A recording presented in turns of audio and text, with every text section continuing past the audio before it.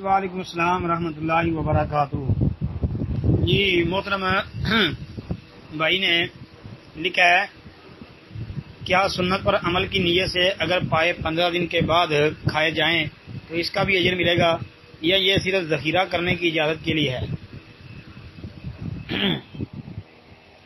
محترم بھائی، کوئی بھی نیکی کا کام جناب نبی کریم صلی اللہ علیہ وآلہ وسلم کی سنت کے مطابق کیا جائے اس کا اجر ملتا ہے، نمبر 1۔